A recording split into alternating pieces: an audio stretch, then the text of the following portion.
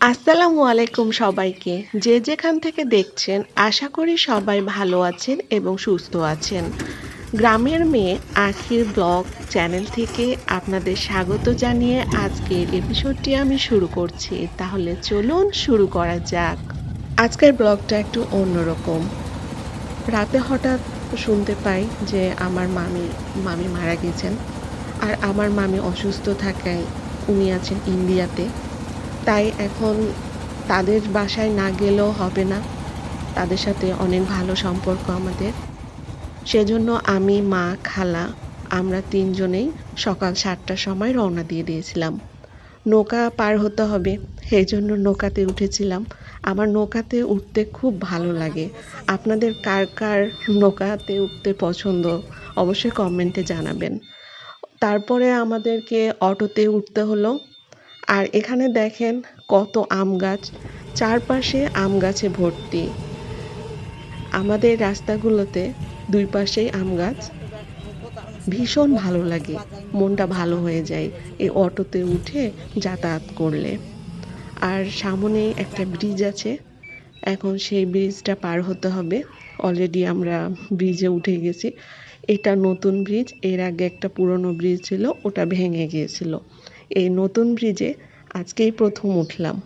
মনটা ভীষণ খারাপ, আমার মামিও নাই। আর মামিকে ছাড়া মামির নানিদের বাড়ি যেতে হচ্ছে। আর অবশেষে আমরা চলে আসলাম, কিন্তু আমাদেরকে যেখানে নামিয়েছে সে জায়গাতে তাদের বাসা না। এখন আমরা তো সেই বাসাটা চিনতে পারছি না, অনেক দিন পর যাচ্ছি। তো সেজন্য লোকজনকে জিজ্ঞাসা করলাম যে কত দূর লাগবে। অনেকেই বলছে যে হেঁটে যেতে হবে। তাই তখন ভাবলাম যে তাহলে আমরা হেঁটে যাই, যখন বলছে যে কাছেই। তো হাঁটতে হাঁটতে দেখলাম যে অনেক দূরের রাস্তা, সেই জন্য আমরা ভ্যানে উঠে গেলাম। আমরা চলে এসেছি, তো ভ্যান থেকে আমাদের নামতে হবে। এখন আবারও হাঁটতে হবে একটা প্রাইমারি স্কুলের সামন দিক দিয়ে। তখন আমরা এখানে হাঁটতে শুরু করেছি। সেখানে দেখলাম অনেকগুলো কুলা বানাচ্ছিল, আমার বেশ ভালো লাগছিল। আর এখানে এই তো একটা ডাঁড়া, এখানে একটা বাঁশের ব্রিজ আছে, এটাকে এরা ফারাস বলে।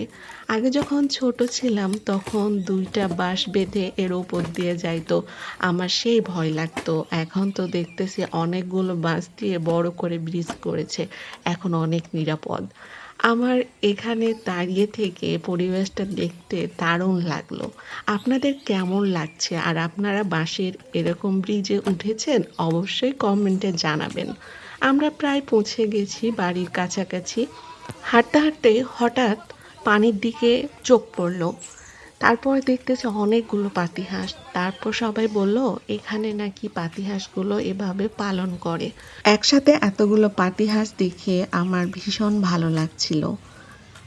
তারপরে আমরা বাসায় পৌঁছে গেলাম, অনেক লোকজন, অনেক ভিড়, অনেক কান্নাকাটি, বাসার পরিবেশটা থমথমে অবস্থা, সবার মন খারাপ। তারপর দুপুরে খাওয়া দাওয়া করে আমরা ছাদে উঠতে যাব। আমি, মা, খালা, তখন দেখতেছি অনেকগুলো আচারের বয়ম। ওই নানি অনেক আচার বানাইতো, আচার নাকি তাদের খুব পছন্দ, নিজ হাতেই সব কিছু বানাতো। আর আমরা ছাদে উঠলাম, ছাদটা দেখলাম যে অনেক ফাঁকা। আর সেই জায়গাগুলোতে কোনো লোকজন সেরকম নাই, একেবারে নিরিবিলি জায়গা। ৩-৪টা ছাদ একসাথে আছে। আর দেখলাম চারিদিকে অনেকগুলো ফলের গাছ আছে। আর ওখানে দেখছি যে একটা বাড়ির ছাদে কমলালেবুর গাছ, চোতাতা ধরেছে অনেক।